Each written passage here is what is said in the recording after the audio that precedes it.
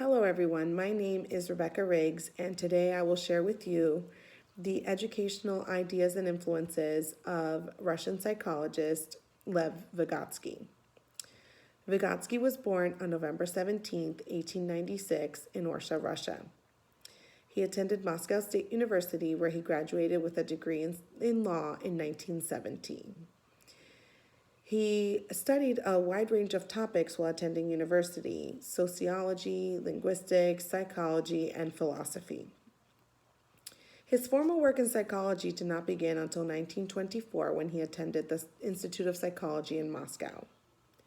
Much of Vygotsky's work stemmed from his disagreement with some of Piaget's theories. His theories differed from those of Piaget's in a number of ways. One of these ways was Vygotsky's emphasis on social factors contributing to cognitive development.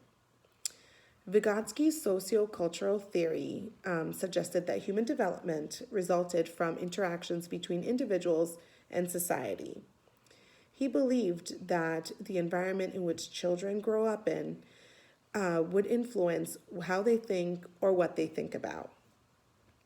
Vygotsky goes on to state that cognitive development stems from social interactions from guided learning within the zone of proximal development as children and their partners construct knowledge.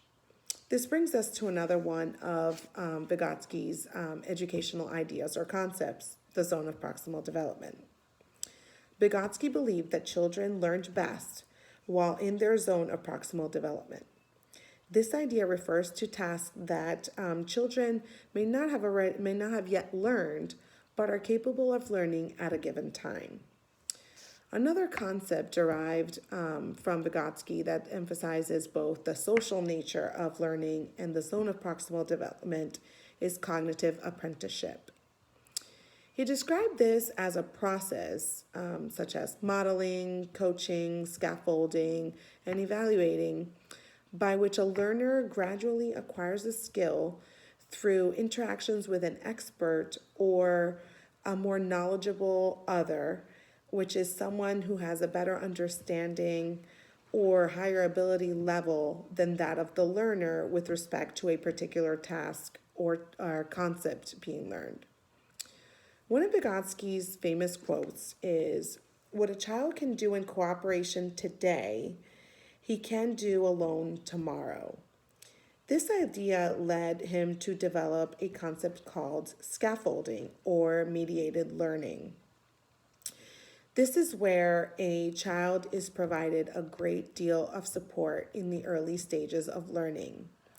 And then as the learning goes on, the support diminishes, and the responsibility is then shifted from that of the teacher over to the child.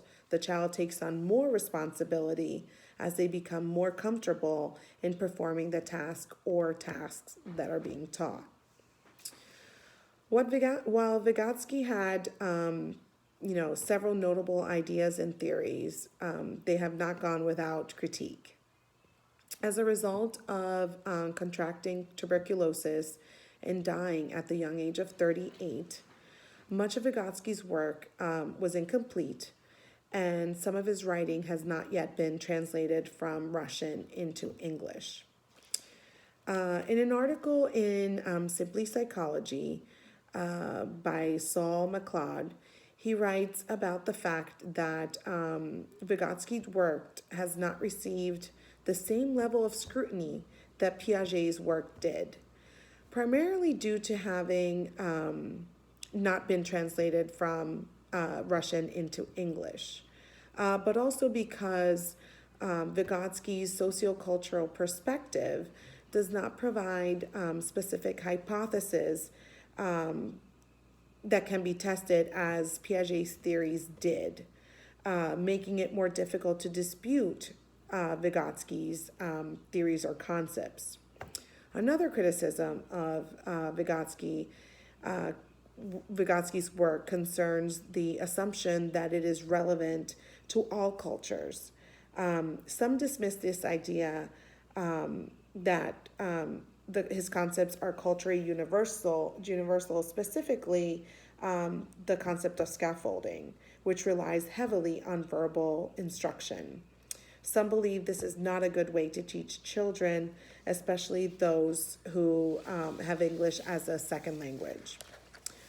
Although his theories have their strengths and their weaknesses, overall I believe that Vygotsky's theories and ideas are extremely beneficial and can be easily incorporated into the classroom. In my own experience with teaching, I have used scaffolding in my classroom, scaffolding instruction for students to help them master specific concepts and skills.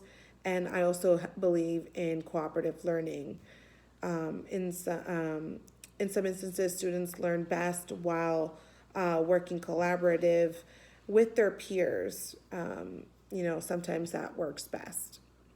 I hope that you have enjoyed this presentation, and hopefully you have learned something that you could potentially incorporate into your classroom in the future. Thank you.